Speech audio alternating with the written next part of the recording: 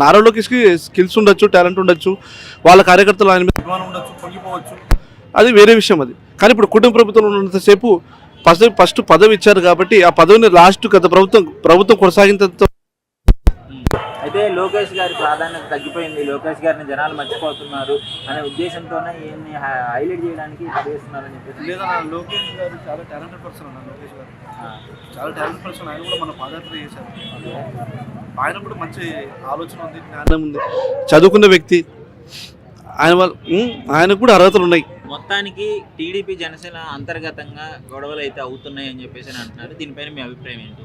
ఉండొచ్చు, ఒకవేళ అంతర్గతంగా గొడవలు అయితే ఉండొచ్చు, కానీ బహిరంగంగా అయితే బయట చెప్పలేదు, ఎవరైతే చెప్పలేదు, అనౌన్స్మెంట్ చేయలేదు. కార్యకర్తలు మామూలుగా ఎవరి ఒపీనియన్ వాళ్ళు ఉంటారు. ఇప్పుడు జనసేనలో కూడా చాలా మంది సీఎం వ్యతిరేకంగా మాట్లాడతారు, నారా లోకేష్ వ్యతిరేకంగా. జనసేన పార్టీ కాబట్టి అది కరెక్ట్ కాదు. కాకపోతే ఏంటంటే సీఎం పదవి, డిప్యూటీ సీఎం పదవి, ఇప్పుడు డిప్యూటీ సీఎం పదవి ఇచ్చినప్పుడు దాన్ని మధ్యలో తీసుకోకుండా మొదటి నుంచే ఏదైనా పదవి ఇచ్చి అదే పదవి కంటిన్యూ చేపిస్తే బాగుంటుందని మా ఒపీనియన్.